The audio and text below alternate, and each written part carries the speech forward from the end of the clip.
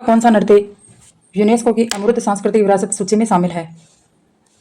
UNESCO की अमूर्त सांस्कृतिक विरासत सूची। तो इसमें क्या पूछा है? अमूर्त। तो होता क्या है कि 2010 में मूर्त रूप से किसको शामिल किया गया था? मूर्त रूप से जयपुर जंतर मंतर। किसको शामिल किया गया था? जंतर मंतर। ठीक है। और अमूर्त रूप से किसको शामिल किया गया था? अमूर्त रूप से कालबेलिया। तो इस क्वेश्चन का आंसर क्या हो जाएगा? राजस्थान का कौन सा नृत्य यूनेस्को की अमूर्त सांस्कृतिक विरासत सूची में शामिल है? कालबेलिया। आगे हम देखते हैं, भारतीय डाक विभाग ने किस लोक देवता की फड़ पर डाक टिकट जारी किया है? ऑप्शन ए है बाबूजी, ऑप्शन बी है देवनारायण जी, ऑप्शन सी है रामदेव जी, ऑप्शन डी है तेजाजी। तो भारतीय डाक विभाग ने किस लोक देवता की फड़ पर डाक टिकट जारी किया गया? तो लोक देवता पूछा है तो वो हो जाएगी देव नारायण जी की फड़ पर। देव नारायण जी की फड़ पर डाक टिकट जारी किया गया। और कब जारी किया गया? फड़ पर पूछे क्या कि फड़ पर डाक टिकट जारी कब किया गया, ये पूछे तब तो हो जाएगा 2011। कब हो जाएगा? 2011। और अगर देवनारायण जी पर पूछ लिया जाए कि देवनारायण जी पर डाक टिकट कब जारी किया गया, तो वो हो जाएगा 1992 हो जाएगा। कब हो जाएगा? 1992। ऑप्शन बी इसका आंसर होगा, ऑप्शन बी। आगे हम देखते हैं, मंजीरा, तानपुरा, चौतारा वाद्य यंत्रों का प्रयोग अधोलिखित किस नृत्य में किया जाता है?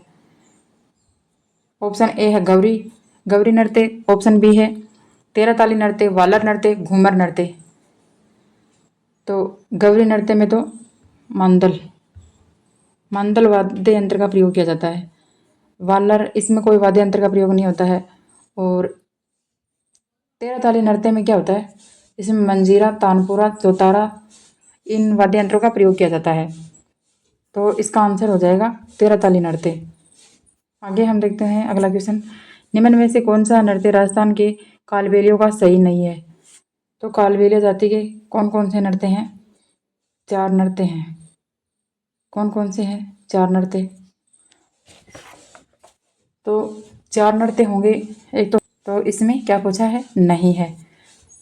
तो नृत्यों के बारे में विस्तार से पढ़ा होगा तो आपको पता होगा कि कालबेलिया जाति के चार नृत्य होते हैं, बांगड़िया, इंडोणी, पणिहारी और संकरिया। ये चार नृत्य होते हैं जो कालबेलिया जाति के द्वारा किए जाते हैं। तो कौन सा नहीं है? इसमें संकरिया भी किया जाता है, पणिहारी भी है और इंडोणी भी है। चरी नृत्य नहीं है। क्यों नहीं है? ये नहीं है इसलिए क्योंकि ये गुज्जर जाति का नृत्य है, गुज्जर जाति का। निम्नलिखित में से कौन सी चित्रशैली पंचतंत्र चित्रांकन के लिए भी जानी जाती है? ऑप्शन ए है बूंदी, ऑप्शन बी है कोटा, ऑप्शन सी है मारवाड़, ऑप्शन डी है ढूंढाड़। इसका आंसर हो जाएगा ऑप्शन सी हो जाएगा, ऑप्शन सी मारवाड़। इससे संबंधित एक क्वेश्चन और भी आता है एग्जाम में कि कलीला दमना है, कलीला दमना ये क्या है? कलीला दमना ये भी पंचतंत्र की कहानी के ही पार्ट है। और ये अगर पूछे जाते हैं तो इसका आंसर आएगा मेवाड़। ठीक है। और अगर पंचतंत्र पूछा जाए, पंचतंत्र, ये आएगा मारवाड़ में। ठीक है।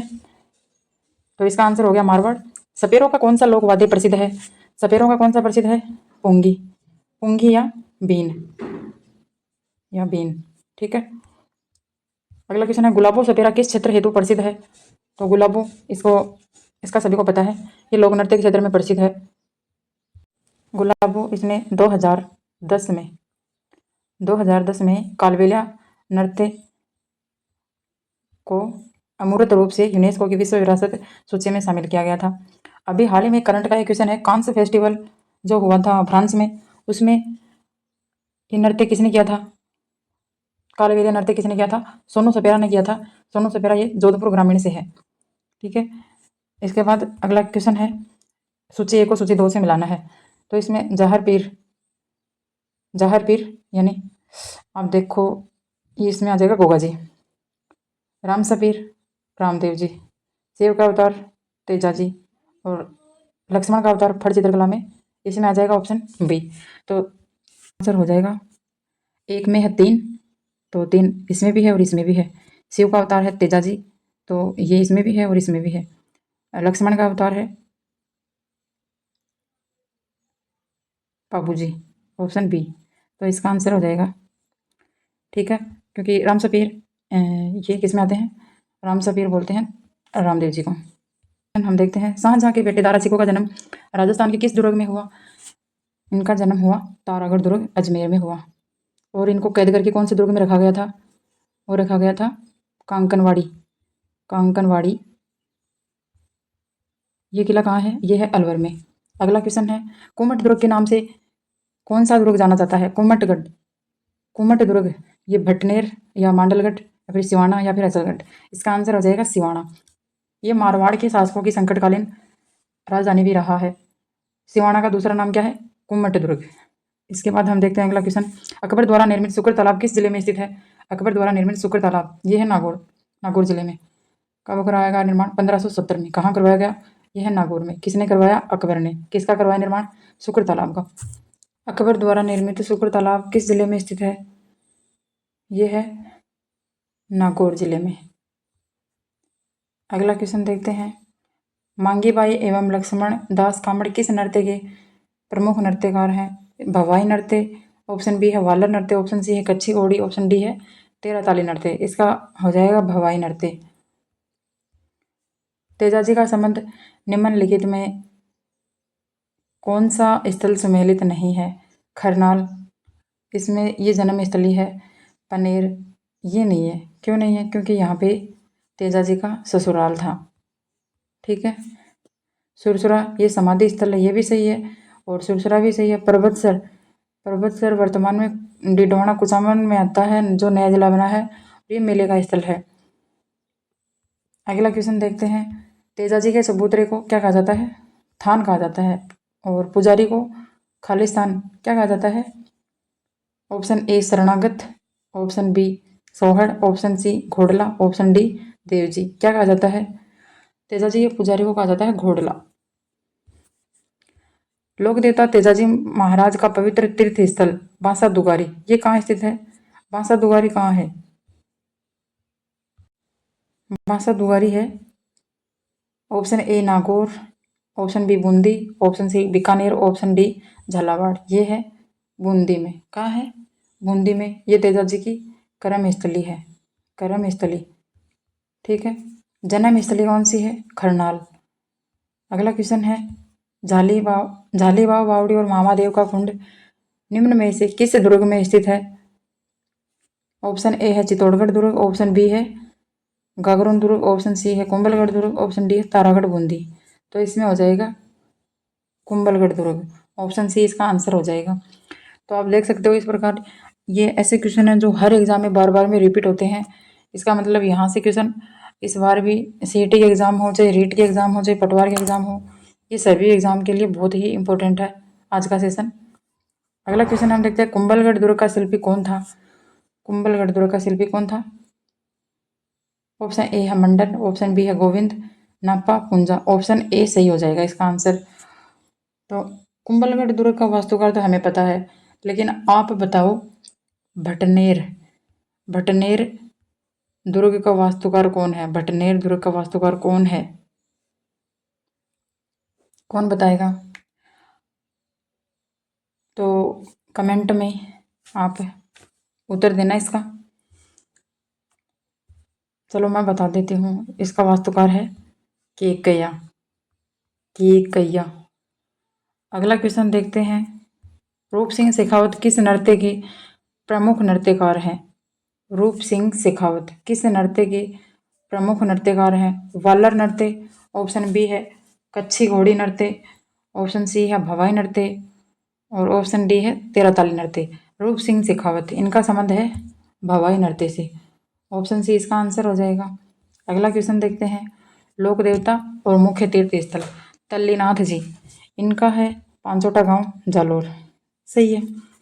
तेजाजी ये है पर्वतसर नागौर, इनका भी सही है। देवनारायण जी, देवनारायण जी का सही नहीं है, इनका हो जाएगा ये आसिंद भीलवाड़ा, और बाबू जी का है कोलू गांव।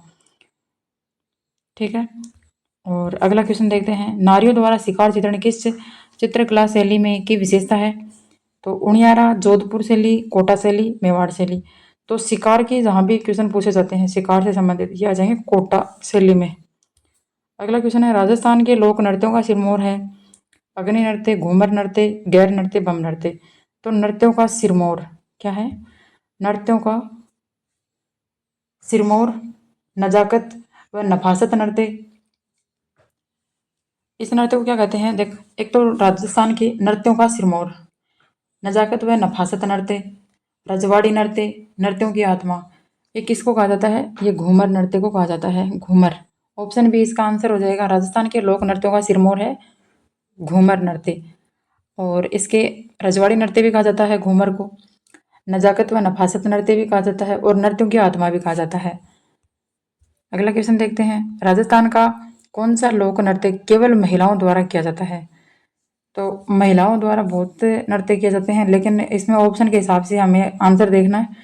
ऑप्शन ए है चंग नृत्य, गैर नृत्य, ढोल नृत्य और घूमर नृत्य। तो घूमर नृत्य है ये केवल महिलाओं के द्वारा किया जाता है। और केवल पुरुषों द्वारा कौन सा नृत्य किया जाता है? वो किया जाता है कच्छी घोड़ी नृत्य, कच्छी घोड़ी, ये केवल पुरुषों के द्वारा किया जाता है। और घूमर नृत्य ना, ये केवल महिलाओं द्वारा किया जाता है, ये महिला प्रधान है, लेकिन पुरुष रस प्रधान है इसमें, क्योंकि पुरुष केवल बैठकर ये नृत्य देखते हैं। अगला क्वेश्चन है, राजस्थान के किस लोक देवता ने अपनी पत्नी की प्रेरणा से योग साधना की दीक्षा ली थी? इसका आंसर हो जाएगा, ऑप्शन ए है बी बाबू जी, ऑप्शन बी है मल्लीनाथ जी, सी है रामदेव जी, और डी है हरबू जी। तो इसका आंसर क्या हो जाएगा? ऑप्शन बी मल्लीनाथ जी। मल्लीनाथ जी, इनकी पत्नी का नाम है रूपा दे, और रूपा दे को बरसात की देवी कहा जाता है, और मालाजाल गांव में इनका मंदिर है।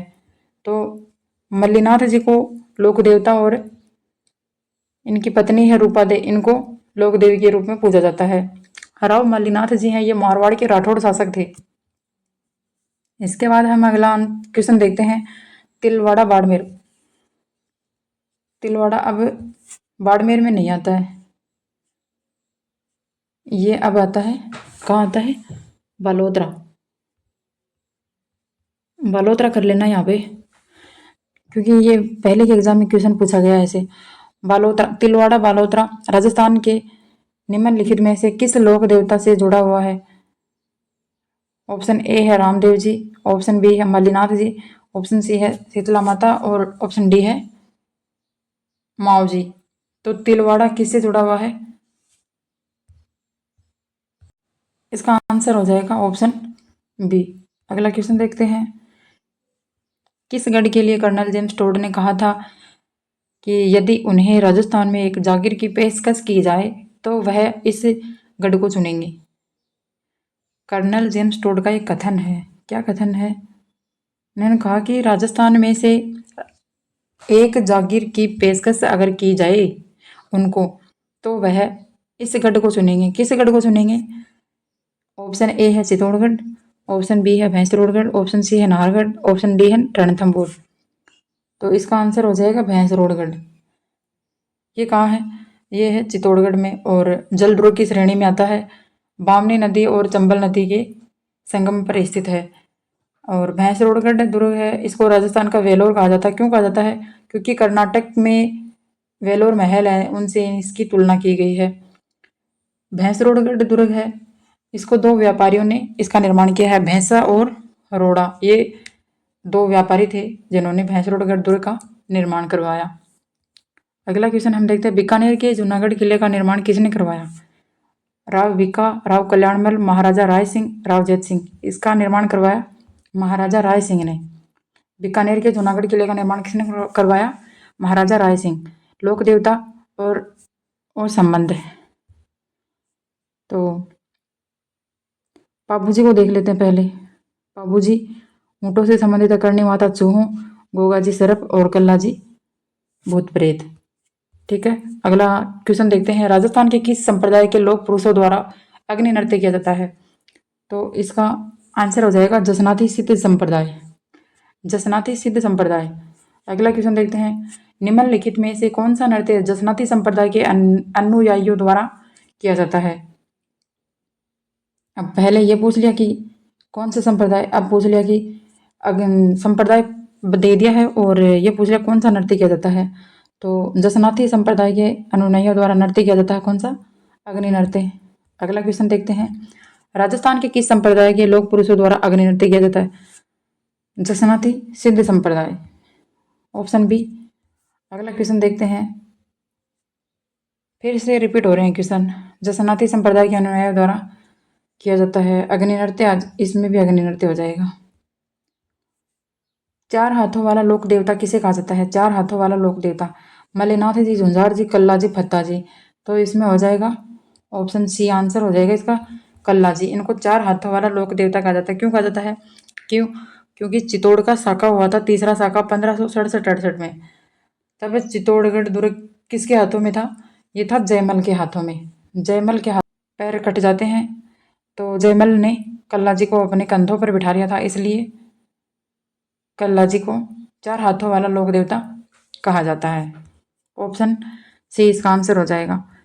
लोक देवता और उनका जन्म स्थान, तो गोगा जी का ददरेवा, गोगा जी का कहाँ हो जाएगा, ददरेवा चूरू, चूरू।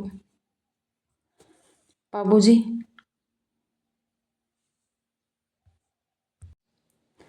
और पाबू जी में हो जाएगा कोहू, कोहू नहीं है ये है कोल्लू, कोल्लू, कोल्लू हो जाएगा इसमें, ठीक है। और हड़बू जी, ये बुंडेल गांव कहाँ है, ये नागौर में है। और फत्ता जी, इनका हो जाएगा साथू।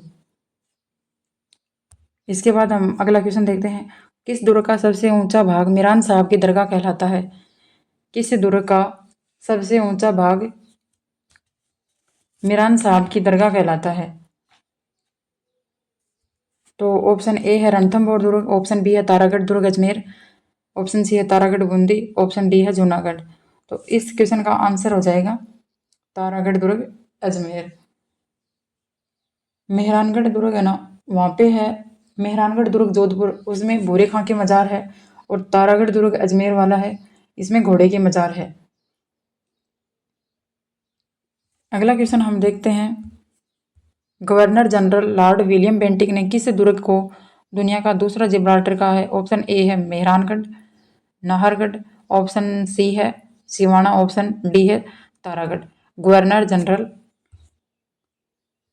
जनरल लॉर्ड विलियम बेंटिक ने किस दुर्ग को दुनिया का दूसरा जिब्राल्टर कहा है, इसका आंसर हो जाएगा का जिब्राल्टर, पूर्व का जिब्राल्टर, ये आप देख लेना।